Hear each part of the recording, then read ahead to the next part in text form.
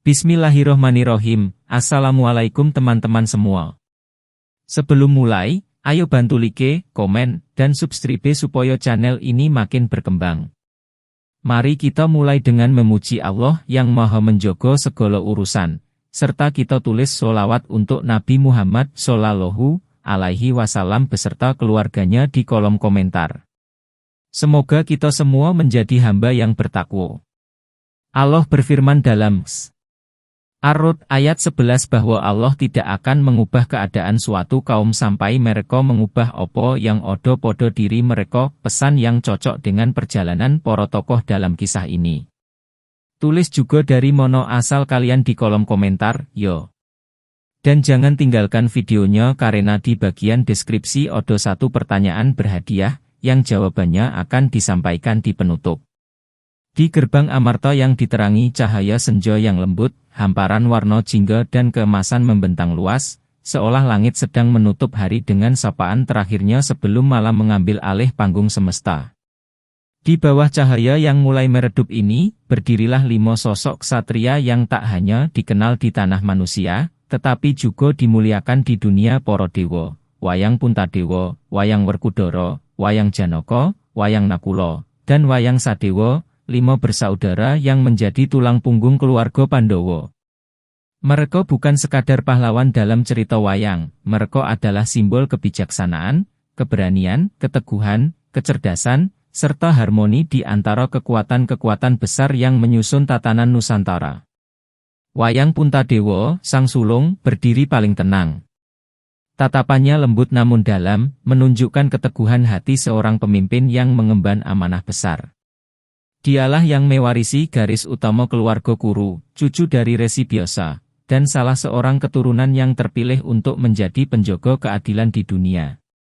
Dalam diri Puntadewa mengalir darah para raja Amarta, darah para penguasa yang tidak hanya memimpin dengan kekuatan, tetapi juga dengan kebersihan jiwa.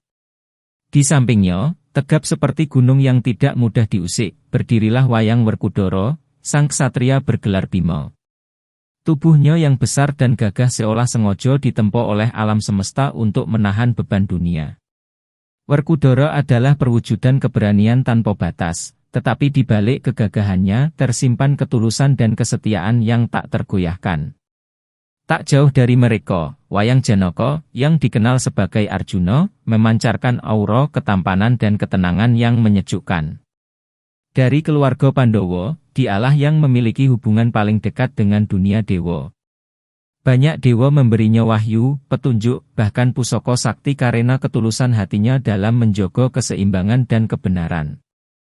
Janaka juga merupakan pemanah terhebat yang pernah ada, seorang satria yang tak hanya mengandalkan kekuatan, tetapi juga laku spiritual yang mendalam.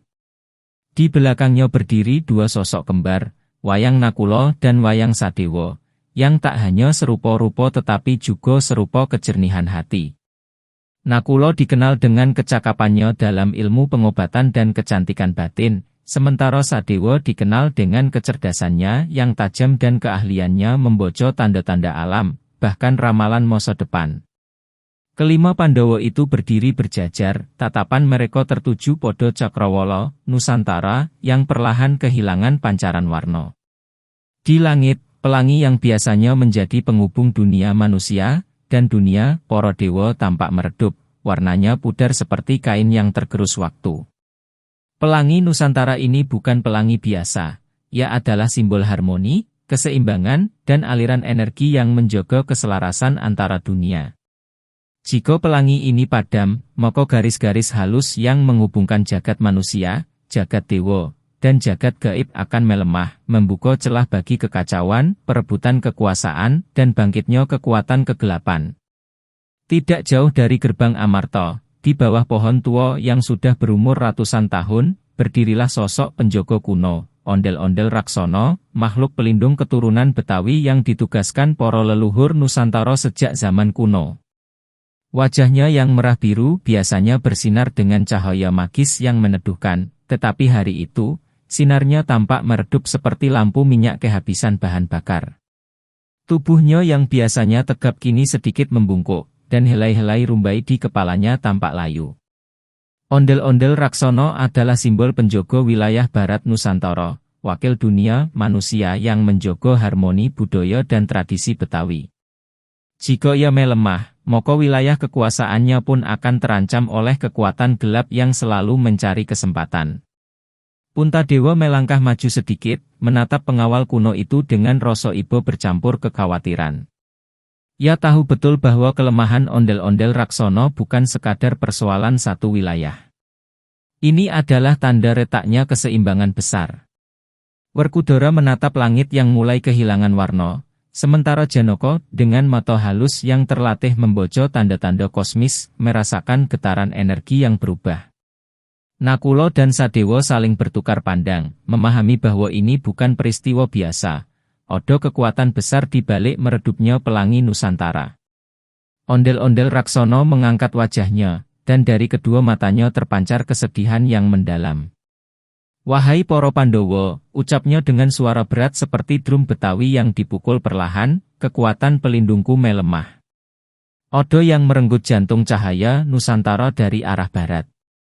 Jika tidak segera dikembalikan, pelangi ini akan padam, dan dunia kita tidak akan lagi terhubung dengan dunia dewa. Ancaman yang selama ini bersembunyi dalam bayang-bayang akan bangkit." Puntadewa menarik napas panjang, menyadari bahwa perjalanan panjang menanti mereka. Werkudara mengepalkan tangan, siap menghadapi apapun yang mengancam bumi mereka. Janaka mengangguk tenang, sementara Nakula dan Sadewa mulai menghitung kemungkinan-kemungkinan dari sisi ramalan dan aliran energi. Mereka tahu, keseimbangan jagat bukanlah perkara kecil. Sekali terputus, perang dan konflik besar bisa pecah, bukan hanya antara manusia tetapi juga antar makhluk dari berbagai lapisan dunia. Di hadapan mereka terbentang jalan panjang menuju Betawi, tanah asal ondel-ondel Raksana, tempat tradisi, budaya, dan kekuatan leluhur bersatu. Mereka sadar hanya dengan melakukan perjalanan lintas kerajaan, menembus batas budaya, politik, dan dunia spiritual, mereka dapat menemukan jawaban atas meredupnya pelangi dan menyelamatkan penjaga kuno yang sedang melemah ini.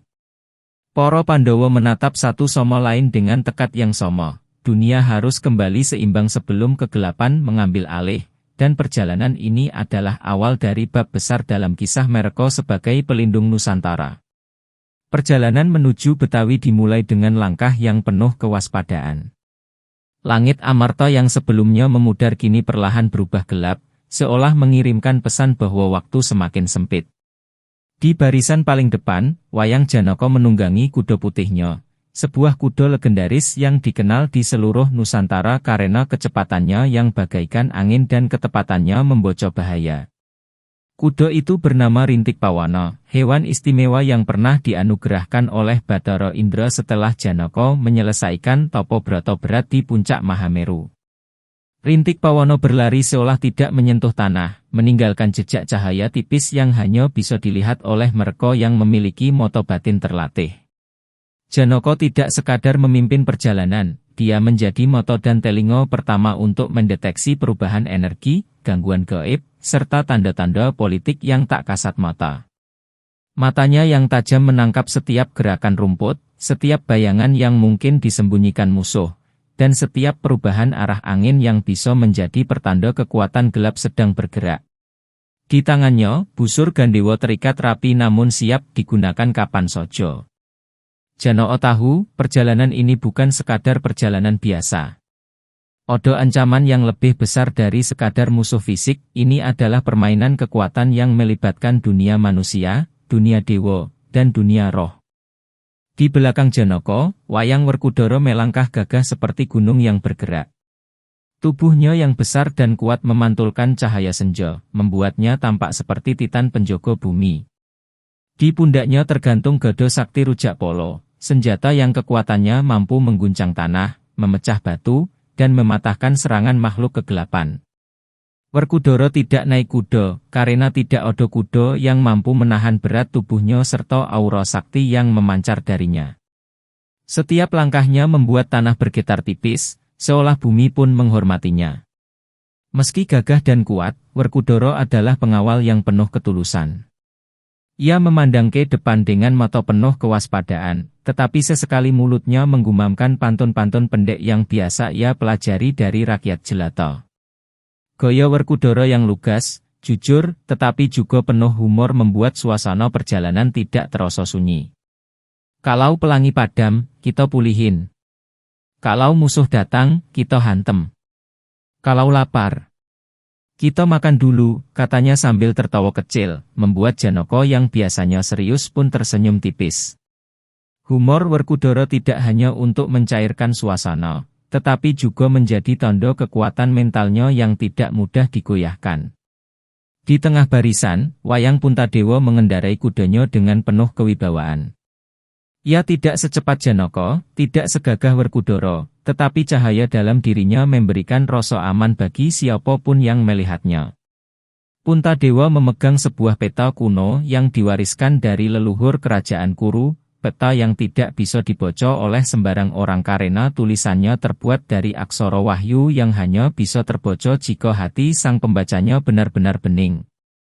Peta itu bukan hanya menunjukkan rute fisik, tetapi juga titik-titik energi yang menghubungkan berbagai kerajaan Nusantara. Garis-garis lembut pada peta itu tampak bergetar, seolah merespons keadaan pelangi Nusantara yang memudar. Puntadewa, dengan hati yang selalu penuh kejujuran dan ketulusan, memahami bahwa perjalanan ini tidak hanya bergantung pada kekuatan fisik para Pandawa, tetapi juga pada kejernihan hati mereka dalam menghadapi ujian. Ia tahu, di balik persoalan ini ada kekuatan politik gelap yang sedang digerakkan oleh kelompok tertentu, kelompok yang ingin memutus hubungan antara Amarta dan Betawi untuk membuka jalan bagi perebutan tahta Nusantara. Di sisi kiri dan kanan rombongan, Wayang Nakula dan Wayang Sadewa berjalan bersamaan.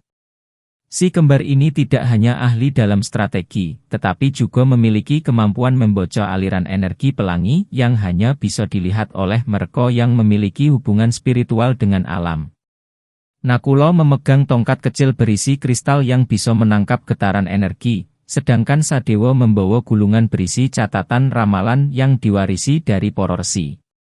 Mereka berjalan sambil menggerakkan tangan, merasakan aliran tenaga yang melintas di udara. Setiap kali pelangi melemah, mereka bisa merasakannya seperti sesuatu yang menyentuh kulit mereka. Energinya makin tipis, Kak, ujar Sadewa dengan suara pelan namun penuh kekhawatiran. Seperti odo yang menyedotnya dari arah barat. Ini bukan lemah alami. Odo intervensi. Nakula menatap Cakrawala. Dan intervensi itu pasti datang dari pihak yang paham betul hubungan antara Amarta dan Betawi. Kalau hubungan dua kerajaan ini terputus, sekutu akan goyah, rakyat akan resah, dan kegelapan mudah mengambil kesempatan. Para Pandawa memahami bahwa perjalanan ini bukan sekadar menyelamatkan penjaga kuno atau menghidupkan kembali pelangi. Ini adalah perjalanan politik besar yang menyangkut kekuasaan Nusantara. Selama ini, Amarta dan Betawi adalah dua kerajaan yang saling menjaga keseimbangan. Amarta dengan kekuatan spiritual dan kearifan dewa-dewanya, Betawi dengan kekuatan budaya dan penjaga leluhurnya seperti ondel-ondel raksana. Jika hubungan ini dirusak, maka kekuatan tirani, kelompok pemberontak, atau mungkin tokoh jahat dari dunia gaib bisa mudah naik ke permukaan. Beberapa intel Amarta sebelumnya melaporkan bahwa ada kelompok rahasia yang bergerak dari balik bayang-bayang, kelompok yang tidak puas dengan perdamaian, kelompok yang ingin Nusantara dipimpin oleh tangan besi yang menguasai segala kerajaan di bawah satu bendera tirani.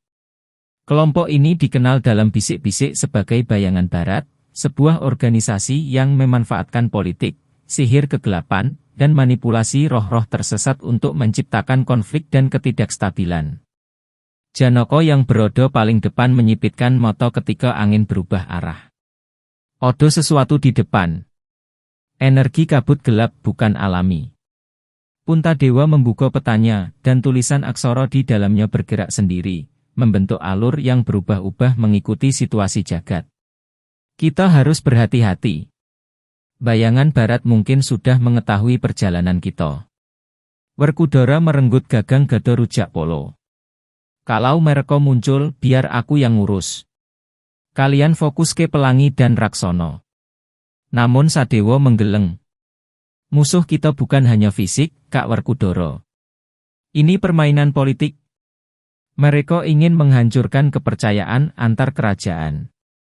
Kalau kita barbar tanpa membaca situasi, mereka menang tanpa perlu bertarung. Nakula mengangguk. Benar. Kita harus waspada. Jangan sampai kita terpancing emosi. Perjalanan pun terus berlanjut. Mereka menyeberangi sungai, melewati hutan pekat, melintasi desa-desa kecil yang terkena dampak melemahnya pelangi Nusantara. Di beberapa tempat, rakyat terlihat bingung saat cahaya langit tiba-tiba redup, anak-anak takut, hewan-hewan peliharaan lebih gelisah dari biasanya. Para Pandhawa membantu semampu mereka, bahkan Werkudara sempat mengangkat 2 kerbau yang terperosok ke lumpur untuk meringankan beban petani. Aksi-aksi kecil ini membuat rakyat tetap tersenyum meski dunia sedang kacau. Di beberapa titik perjalanan, suara gamelan Betawi terdengar samar, bukan dari pemain manusia, tetapi dari gema spiritual wilayah itu. Setiap kali suara itu muncul, para Pandhawa merasakan bahwa mereka semakin dekat dengan tanah Betawi. Namun bersamaan dengan itu, tekanan energi gelap juga semakin terasa. Janaka berhenti sejenak, menatap kabut tipis yang menghalangi jalan. Itu bukan kabut biasa. Itu kabut politik. Kabut manipulasi. Odo yang ingin memutarbalikkan jalur energi Nusantara. Puntadewa menatap saudara-saudaranya. Kita harus tetap bersatu. Politik gelap hanya menang ketika kita tercerai-berai. Dan perjalanan ini adalah ujian bagi kita. Apakah kita masih layak menjaga harmoni Nusantara? Moko, dengan tekad yang sama, mereka melanjutkan perjalanan panjang menuju Betawi, perjalanan yang akan mengungkap siapa sebenarnya yang mencoba meruntuhkan hubungan 2 kerajaan besar dan siapa yang ingin merebut tahta Nusantara dari balik bayang-bayang. Sesampainya di alun-alun Betawi, suasana berubah menjadi jauh lebih hening dan penuh kekidmatan daripada yang para Pandhawa bayangkan. Alun-alun itu bukan sekadar lapangan kota biasa. Ia bagaikan ruang sakral yang sejak dahulu dirancang khusus untuk upacara besar, tempat para leluhur Betawi memanggil kekuatan penjaga tanah dan pelindung harmoni. Di tengah lapangan yang luas itu tampak ukiran-ukiran kuno, sebagian berbentuk motif gigi balang, sebagian lagi menyerupai ornamen ondel-ondel yang tersenyum lembut, seolah menyambut para tamu dari Amarta. Angin sore membawa aroma dupa yang terbakar perlahan, berpadu dengan wangi bunga kenongo dan melati yang ditabur para penari penyambut. Cahaya matahari membias podo asap yang melingkar, menciptakan efek cahaya, yang tampak seperti helai-helai benang pelangi yang dicerabut dari langit. Di tengah ruang ritual itu berdirilah ondel-ondel Raksono, penjelmaan penjaga pelangi yang sejak ratusan tahun menjaga hubungan antara dunia manusia, dunia roh, dan dunia dewa. Namun kali ini wajah kayunya tampak pucat, tidak segagah biasanya. Api kecil yang biasanya berkobar dari kedua matanya kini hanya bergetar redup. Tubuhnya yang tinggi menjulang tampak goyah, seolah tidak mampu menopang beban spiritual yang menempel pada dirinya. Di sekitar kaki raksasa baik hati itu, para tetua Betawi telah menggambar lingkaran batik bercahaya. Motifnya berupa perpaduan antara megamendung dan belah ketupat khas Betawi, menggambarkan keselarasan antara langit dan bumi. Setiap goresan pola itu tidak hanya digambar, tetapi diaktifkan melalui lantunan doa dan getaran nada gambang kromong yang mengisi udara. Para Pandhawa melangkah masuk ke dalam lingkaran itu dengan penuh hormat. Wayang Werkudara, yang tubuhnya kekar dan diberkahi kekuatan setara ribuan gajah, berdiri paling dekat dengan tanah. Ia tahu tugasnya, memanggil kekuatan bumi.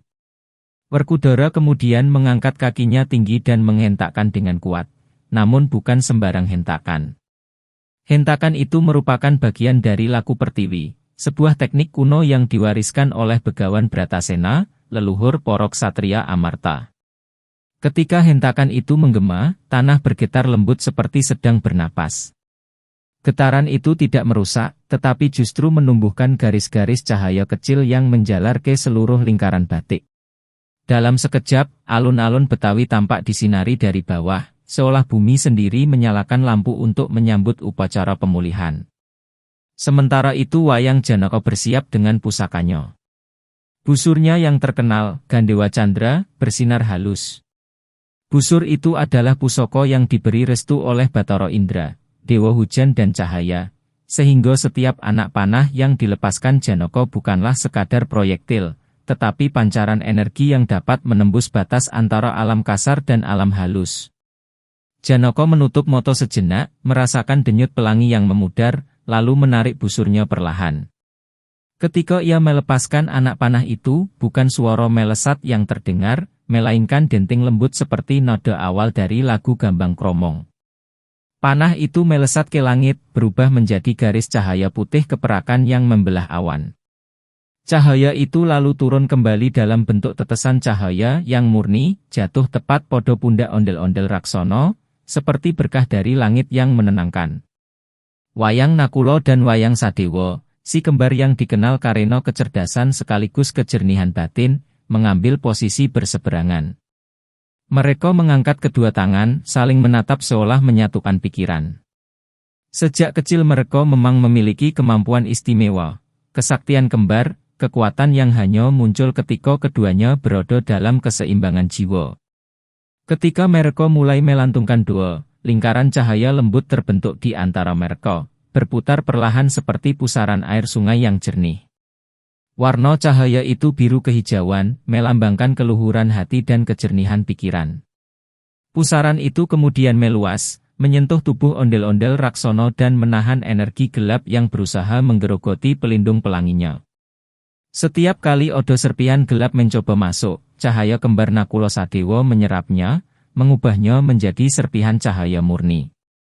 Di tengah ritual besar itu, Wayang Puntadewa berdiri sebagai pemimpin spiritual. Sebagai putra sulung dari keluarga Pandhawa, ia memang dikenal bukan hanya sebagai Raja Amarta, tetapi juga sebagai sosok berhati paling jernih. Tidak heran jika peta kuno dan mantra sakral selalu memerlukan dirinya sebagai pembaca utama.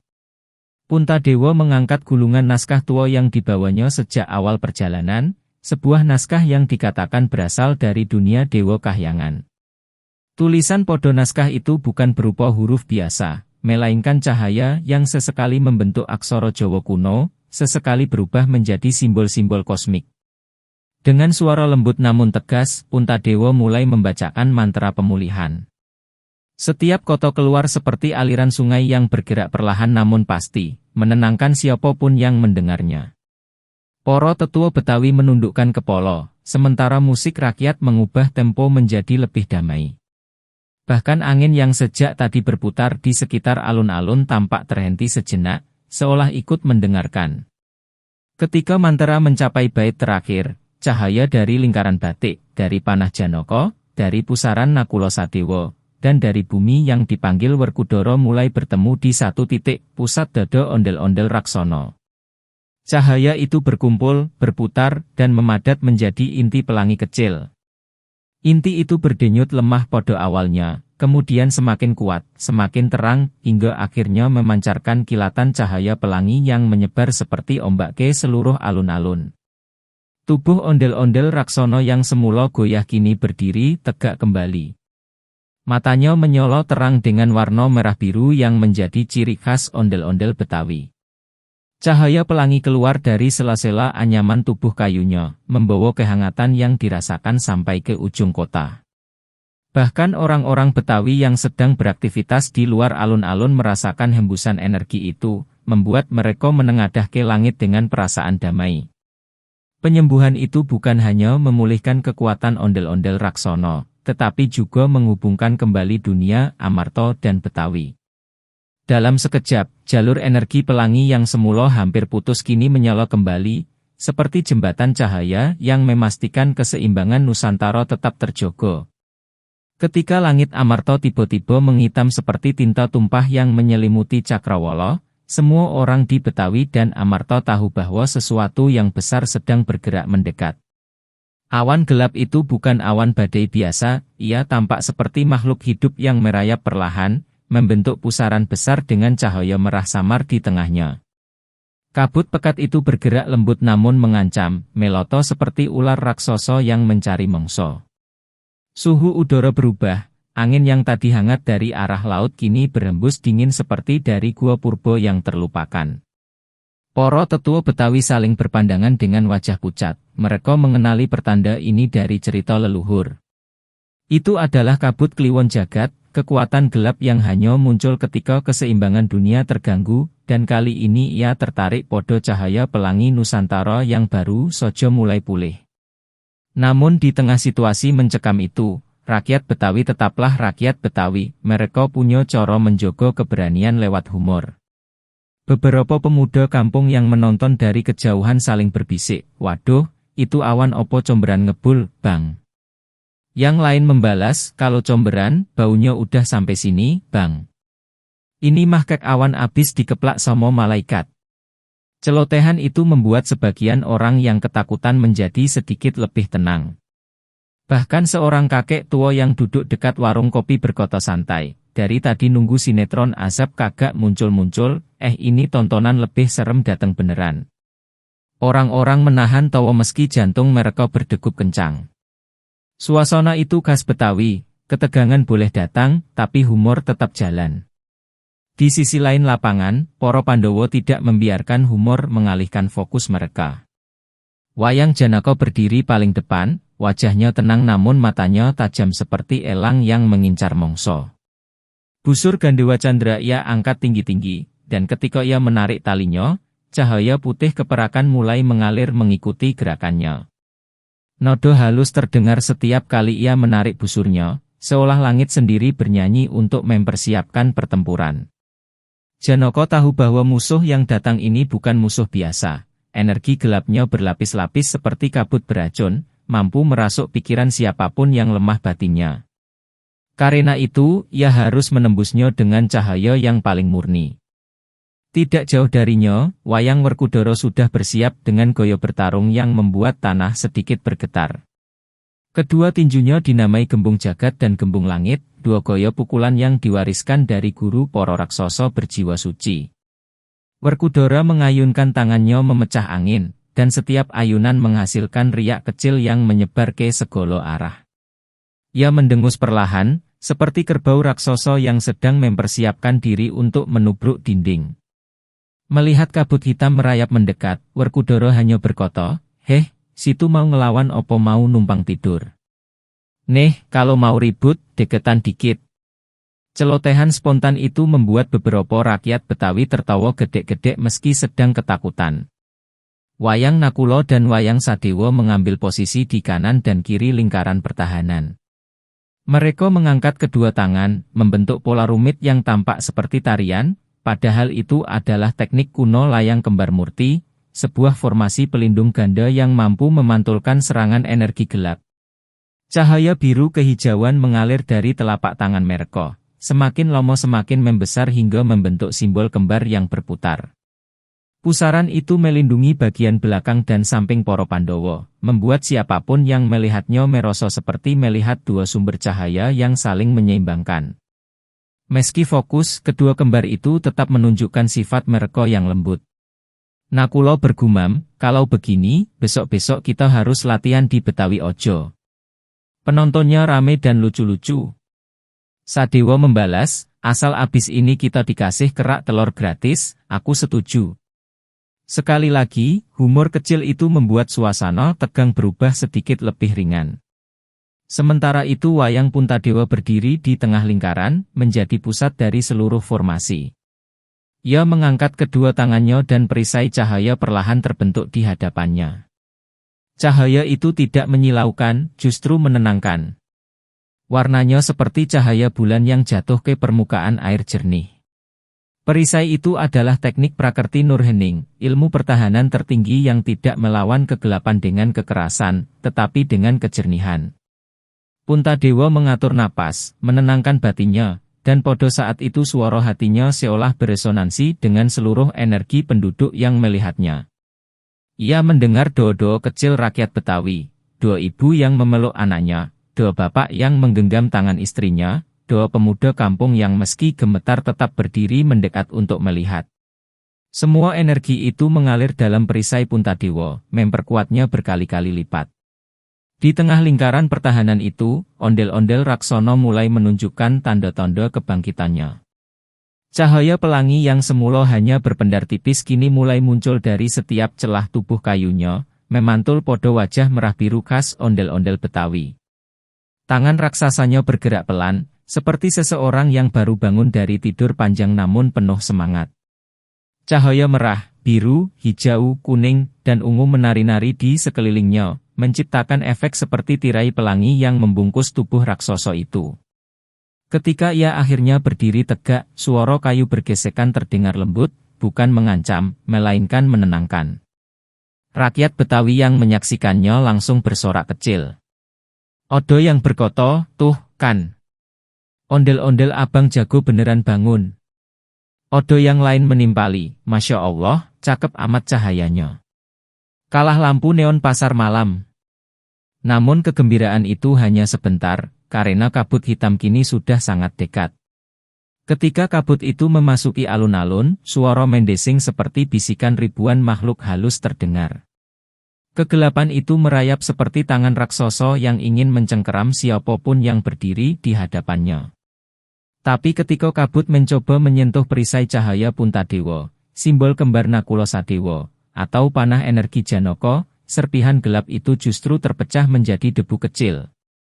Werkudara bahkan meninju salah satu gelombang kabut itu hingga menyembur ke udara seperti asap dipukul angin kencang. Humor rakyat kembali muncul ketika seorang warga Betawi berkata lantang, "Bang Werkudara, jangan pukul kencang-kencang. Ntar kabutnya balik lagi marah." Orang-orang di sekitarnya tertawa walau mulut mereka gemetar. Perang itu berlangsung tidak seperti perang fisik besar, melainkan perang energi, cahaya melawan kegelapan, harapan melawan keputusasaan. Setiap Pandawa mengeluarkan kemampuan terbaiknya. Panah Janaka membelah kabut seperti kilat yang memotong malam. Tinju Werkudara mengguncang tanah, memecah pusaran gelap menjadi serpihan kecil. Nakula dan Sadewa mempertahankan kestabilan formasi, memastikan tidak ada energi gelap yang menyelinap masuk dari samping. Puntadewa menjaga pusat, memastikan semua cahaya tetap kuat dan tidak saling bertabrakan. Dan di tengah mereka, ondel-ondel Raksana memancarkan pelangi yang semakin lama semakin besar, semakin terang, hingga seperti matahari kecil di tengah malam. Pemecahan kabut hitam terjadi ketika ondel-ondel Raksana mengangkat kedua tangannya ke langit. Cahaya pelangi menyembur dari ujung jarinya, bergerak seperti sungai cahaya yang menembus kegelapan. Dalam hitungan detik, kabut yang semula menutupi Amarta pecah menjadi ribuan partikel kecil yang berkilauan seperti serpihan kaca terkena sinar matahari. Rakyat Betawi bersorak keras, bahkan Odo yang meloncat kegirangan sambil berteriak, "Hidup pelangi Nusantara! Hidup!" Beberapa ibu-ibu kampung bahkan bertepuk tangan sambil berkata, "Tuh kan, kalau bareng-bareng, kogo Odo gelap yang menang." Ketika kabut terakhir menghilang dari langit, suasana berubah total. Langit kembali cerah, bahkan lebih cerah dari sebelumnya. Pelangi muncul membentang dari Amarta hingga Betawi, seolah menjadi tanda bahwa keseimbangan telah kembali. Para Pandawa tersenyum lega, dan rakyat Betawi langsung berkumpul sambil mengomentari kejadian itu dengan humor khas mereka. Seseorang berkata, "Gila, ini perang opo pesta kembang api?" Yang lain menjawab, "Ya pokoknya seru, Bang. Jangan tiap hari ojo." Dalam cahaya pelangi yang memancar, ondel-ondel Raksana berdiri tegap, tidak lagi lemah. Para Pandawa mengitarinya, dan seluruh alun-alun dipenuhi campuran antara tawa, haru, dan rasa syukur. Perang telah berakhir, ancaman telah diusir, dan humor rakyat Betawi kembali menjadi bumbu manis dalam cerita besar Nusantara. Setelah benturan kekuatan yang begitu sengit hingga tanah bergetar dan udara berpendar oleh cahaya, suasana di langit Nusantara perlahan berubah dari gelap ke terang.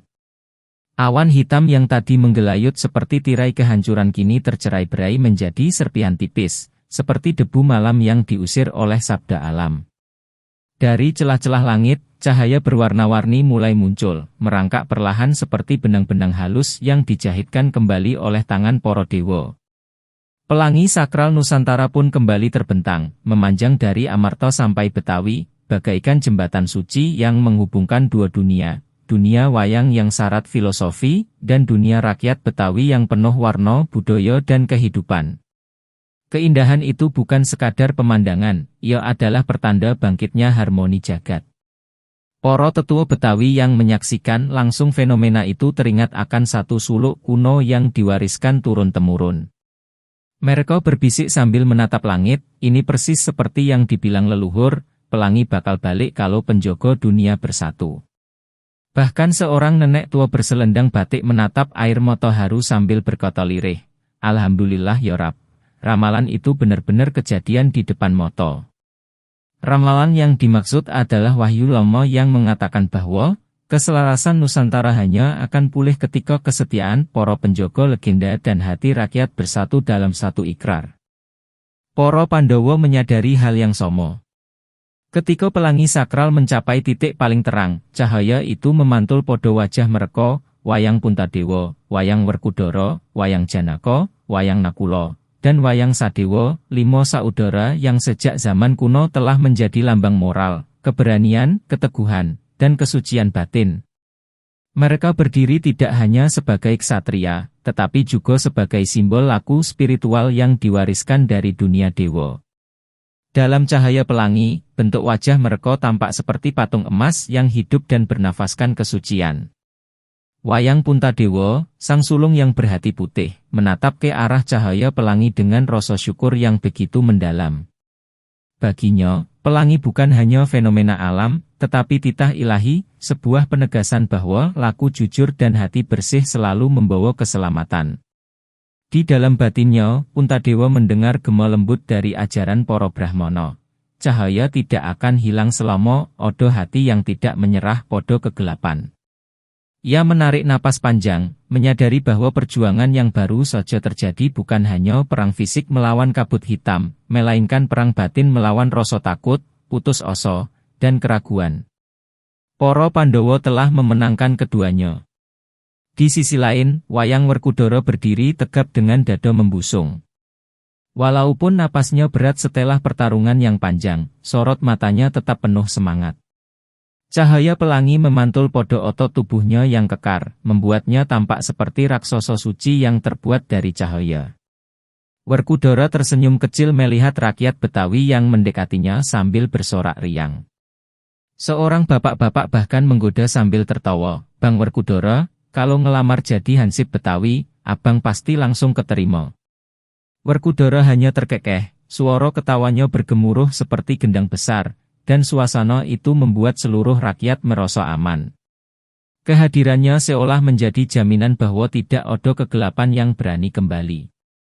Wayang Janaka berdiri tidak jauh dari mereka, masih memegang busur Gandewa Candra, yang kini memantulkan warna hijau dan ungu dari pelangi.